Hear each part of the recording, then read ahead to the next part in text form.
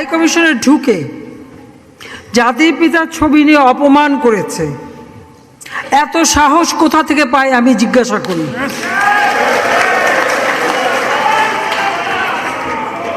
আমি জানি না আমাদের হাই কমিশনে এখন কারা বসেছিল এবং তারা সেখানে কিছুই করতে পারলো না কেন, সেটাও বড় প্রশ্ন।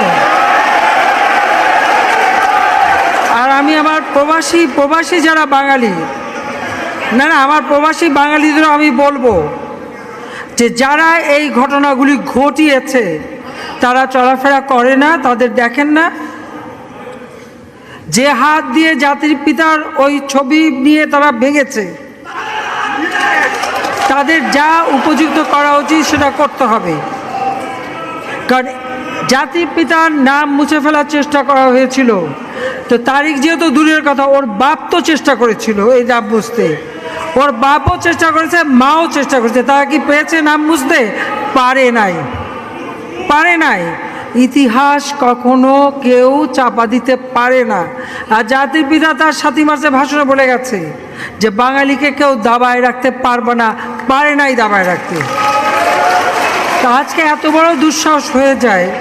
হ্যাঁ, আমি প্রধানমন্ত্রী এসে আমারটা যা করুক ওটা আমি কিছু মনে করি না, কিন্তু যিনি আমাদের জাতির পিতা, যার আইন আছে, সেখানে হাত দেবে এত সাহস কোত্থেকে পেল? তারিখ যে ভুলে